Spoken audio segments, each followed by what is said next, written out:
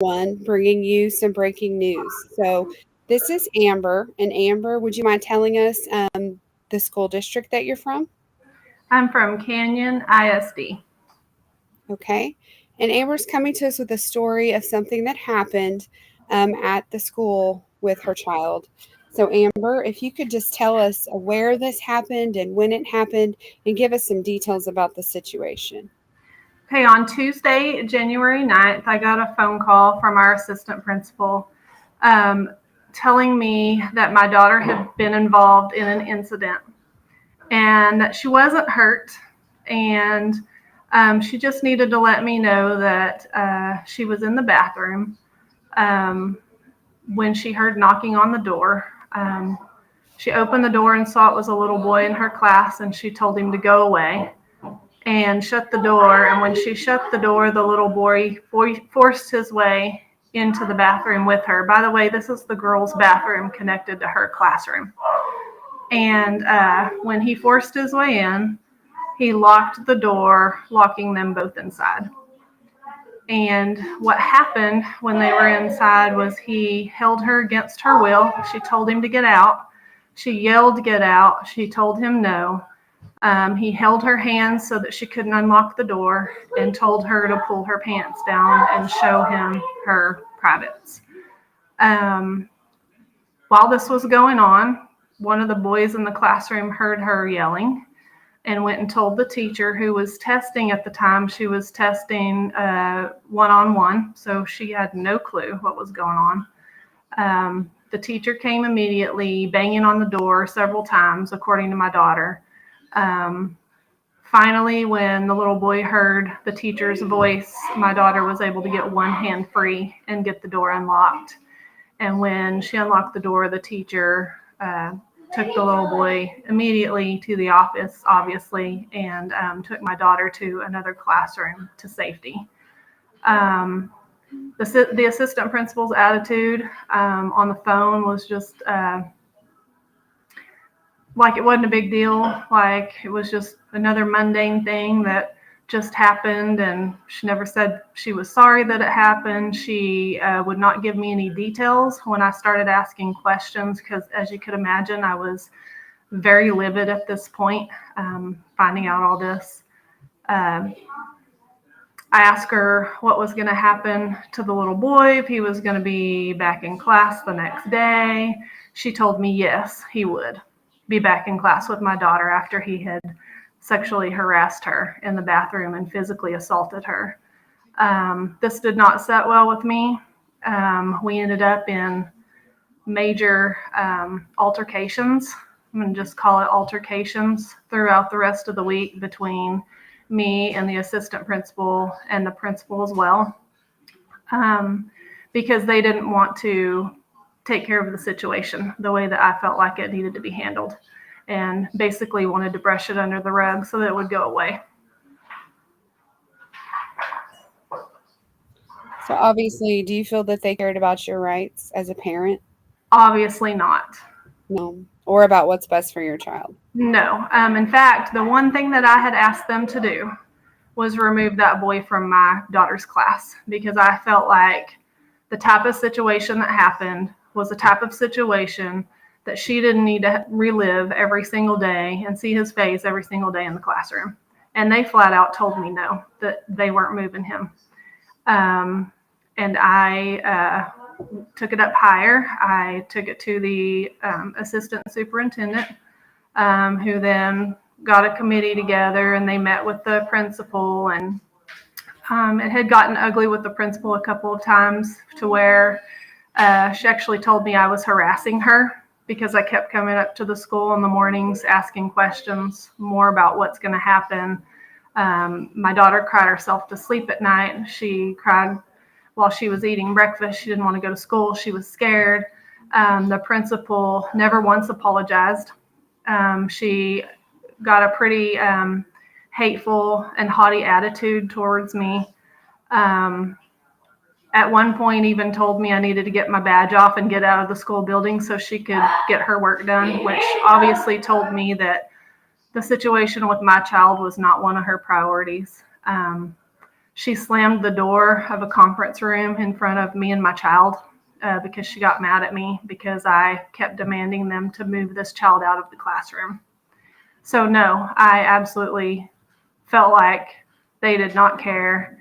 They did not treat me with respect, especially after something this horrific had happened.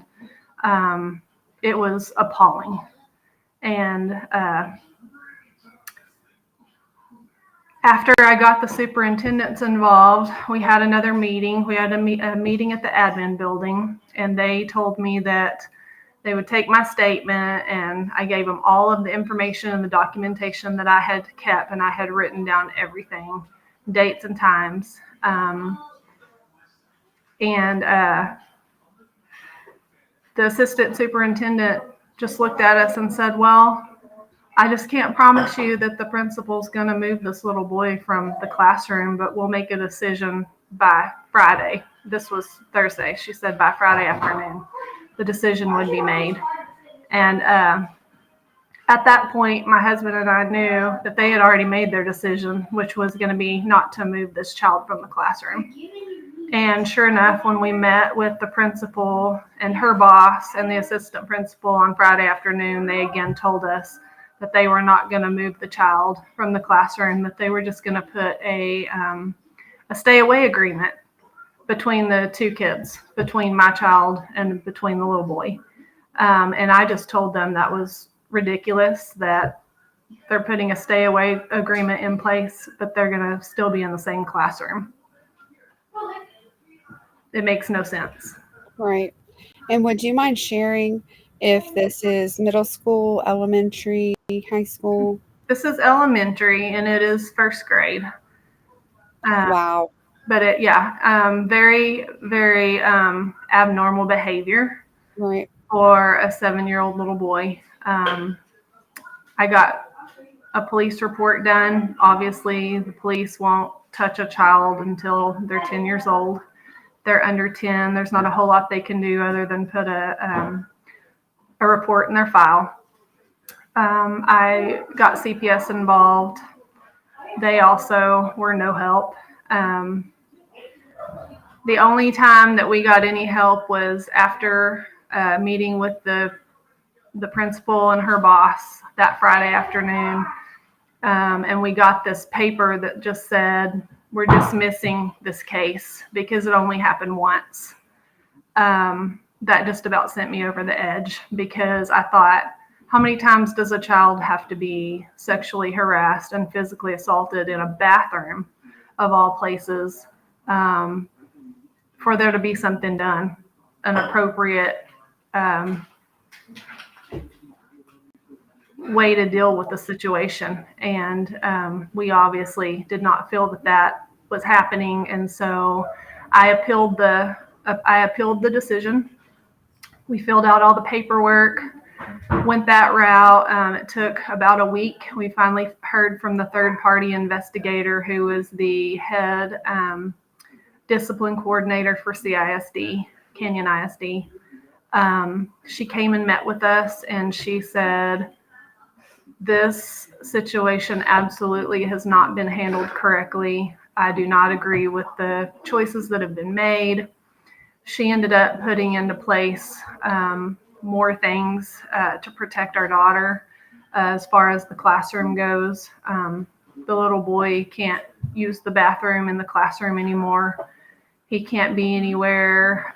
He can't be in any group that she's in. He can't be anywhere near her in the lunchroom. He can't be in her PE class or her music class. So there were some things that could have been done in the beginning that we were told just couldn't be done. Like we were told by the principals that there just wasn't a whole lot they could do. Right. Thank you so much for sharing your story. You're welcome. This is exactly why the Texas Education 911 legislative priorities are so important. Right. I mean, it took a lot of bravery and courage for you to come forward. What we're pushing for with Texas Education 911 in situations like yours is for the creation of a parent ombudsman for education. So this is something Texas 911 is asking for, so that parents in the similar situation would be able to file a complaint directly to the state, and with one phone call and a mandatory investigation, be able to get the bottom of what happened and bring in legislation at the state level. Yes. Also, yeah, I mean, obviously that's a huge gap. It's That missing. would have been so amazing. Like you wouldn't believe how hard we had to fight just to get the things that we have put in place now. I mean, it was insane, and our principals never were on the same page. I want to make that clear. They were never in agreement with doing anything to this kid. Um, and it's just, it's ruined a relationship. It's ruined our trust as far as the leadership of our school.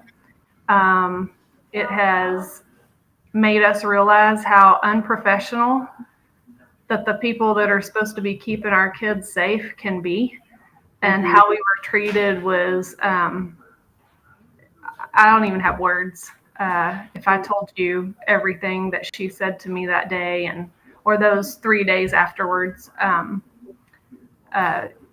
it was just so childish and ridiculous, and we just couldn't get any support. And they're acting so shamelessly. They have no fear of being sued because of sovereign immunity. Absolutely. So that needs to change. As Education 911, we are trying to provide the solution for that. So clearly the schools, they did not understand or respect the fundamental rights of yourself or your daughter and the upbringing of children in our state in all aspects, including education. That's exactly why Texas Ed 911 is advocating for changes. We want to make changes to the Texas Constitution and the Texas Education Code. Right. So I really appreciate you taking the time to talk with me and to make a stand and to share your story. Thank So, you. yes. Thank And you if you're for letting me share it. absolutely, was privileged to be able to hear and just your humility and your relentlessness to stand up for and protect your child. So if you're a parent out there with a story like this to tell, we want to help you do that. Please email texased911@gmail.com. And it's Texas Ed 911 protecting families and respecting parents. So reach out to us. We'd love to hear your story, and hopefully together, collectively, we can put an end to this type of behavior in the schools.